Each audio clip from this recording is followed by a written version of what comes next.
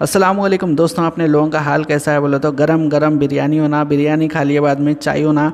चाय पीते पीते ये सोच रहे कि बीएलओ आके हमारे घर पे खटका मारेंगे, हमारा एसआईआर करके जाएंगे। और ये बात भी सही है कि इलेक्शन कमीशन वाले बोले कि डोर टू डोर वेरिफिकेशन होगा, यानी कि बीएलओ साहब आपके घर पे आएंगे। और कुछ लोग हद से ज़्यादा परेशान हो जा रहे हैं, जगह जगह एसआईआर के फॉर्म ले लेके फिर रहे। तो देखिए भाई, जगह जगह फिरने की ज़रूरत नहीं है, आपके बीएलओ से ही आप आपका काम करवा सकते हैं। इवन ईसीआई की जो वेबसाइट है उससे भी आप आपका एनुमरेशन फॉर्म भर के यानी कि एसआईआर करवा सकते हैं। लेकिन बाज़ लोग तो देखिए काफ़ी ज़्यादा गफलत की नींद में पड़े हुए हैं। ये लोग भूल चुके हैं कि वोट डालना उनका कानूनी हक़ है। गलती से वोटर लिस्ट में से उनका नाम हट गया तो तब जाके ये लोग परेशान होते, तब जाके ऑफिसों के चक्कर मारते जैसा दिख रहा। ईसीआई की जानिब से 36,000 बीएलओस को मैदान में उतार दिया गया है, जो कि 24 जुलाई 2026 तक घर घर जाकर वोटर्स जो है उनका वेरिफिकेशन करेंगे। ये जो एसआईआर का प्रोसेस है इसमें काफ़ी सारे मुस्लिम ऑर्गेनाइजेशन बढ़ चढ़ के लोगों की हेल्प कर रहे हैं। और यही नहीं, मजलिस इत्तेहादुल मुस्लिमीन की जानिब से भी जगह जगह जो वेरिफिकेशन के फॉर्म्स वगैरह हैं वो बांटे गए। इवन फॉर्म फिल करके लोगों को हेल्प की गई है जिनको पढ़ने लिखने नहीं आता। लेकिन इसके अलावा मजलिस इत्तेहादुल मुस्लिमीन की जानिब से एक ख़तरनाक काम किया जाने वाला है। वो काम ये है कि 150 वकीलों को मजलिस वाले हायर कर रहे, यानी कि अगर आपका नाम कट हो गया और बीएलओ की तरफ से नोटिस आई तो वो नोटिस का जवाब देने के लिए जो वकील होते हैं, जो लॉयर्स होते हैं, उनकी एक टीम बना के व्हाट्सएप ग्रुप्स बना के मजलिस लोगों की हेल्प करने वाली है।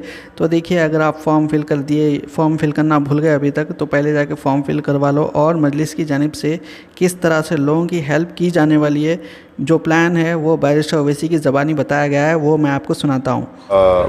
मैं और मुताल्लिक़ा रुकन असम्बली जनाब जाफ़र हुसैन मेराज साहब ने हमने मिलकर हल्क़े असम्बली याक़ूतपुरा में जो एसआईआर का काम चल रहा है, और ख़ास तौर से हमने इस बात का नोटिस लिया कि बहुत से जगह पर इन्यूमरेशन फॉर्म दिए गए हैं और भी दिए जाना चाहिए, और उसका भी एमएलए साहब बात करने वाले हैं यहाँ के कंसर्न ईसीआई के ऑफिशियल से, अहदेदारों से।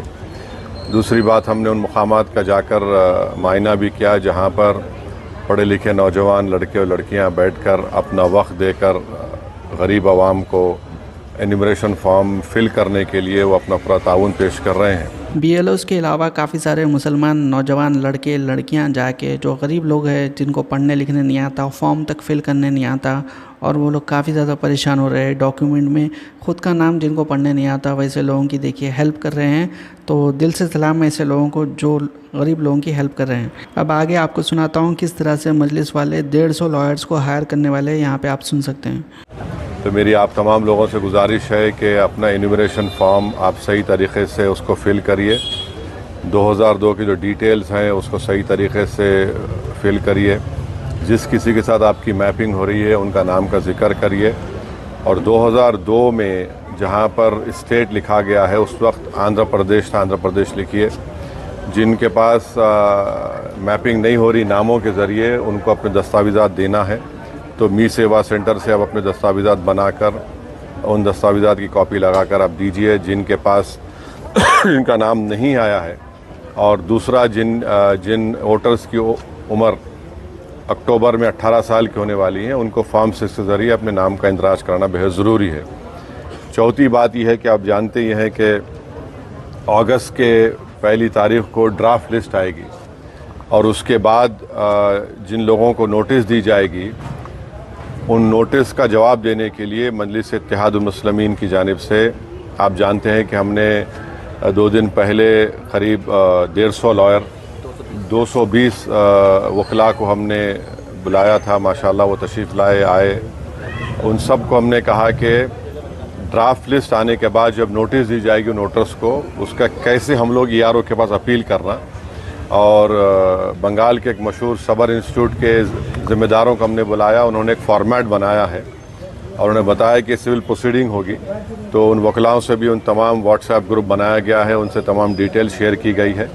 और इंशाअल्लाह ताला अज़ला में भी तेलंगाना के हम लोग वहाँ के भी वकला से बात कर रहे हैं, ताकि 1 अगस्त के बाद 15 दिन का टाइम होगा जिनको नोटिस दी जाएगी उनका जवाब किस तरीके से देना, ताकि अक्टूबर में जब फाइनल एसआईआर की लिस्ट आएगी, हमारी कोशिश यही है कि किसी भी जेन्युइन वोटर का नाम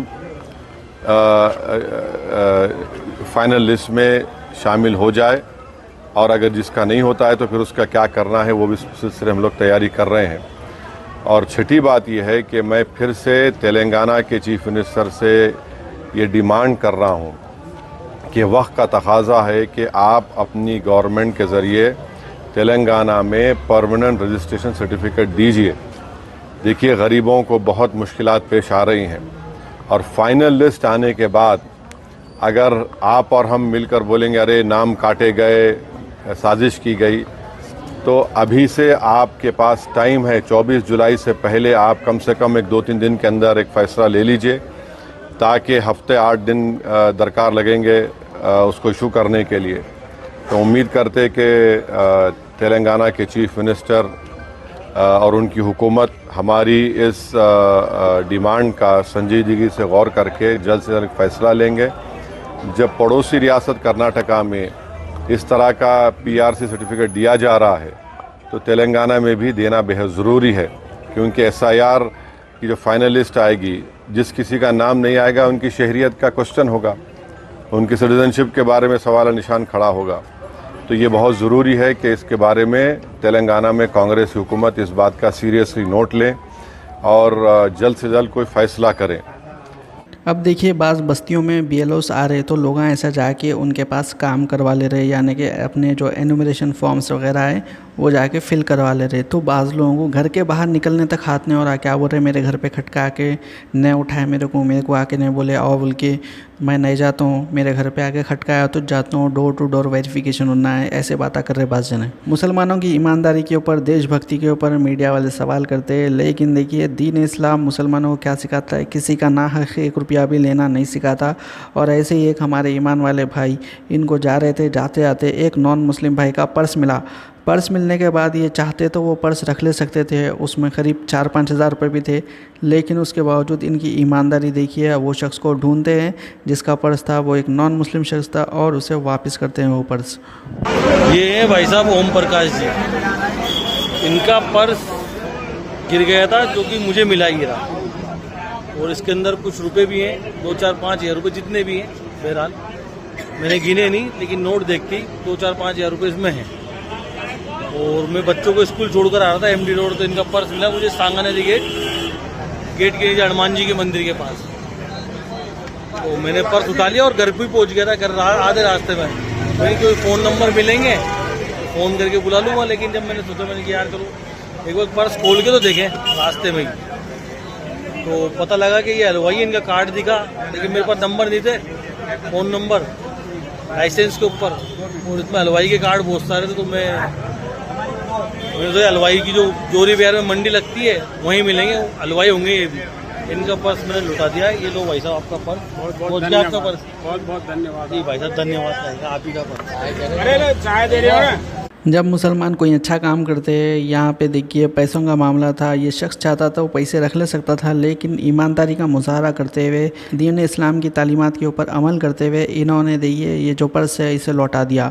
लेकिन क्या मीडिया वाले ये भाई का वीडियो बताएंगे? बिल्कुल भी नहीं बताएंगे, आपको सिर्फ रियल में भाई पे देखने को मिलेगा। तो सभी लोगों से गुजारिश है वीडियो को लाइक, चैनल को सब्सक्राइब करिए ताकि ऐसी अपडेट्स और वीडियोस आपको मिलते रहे। इंशाअल्लाह अगले वीडियो में मिलेंगे। अल्लाह हाफ़िज़।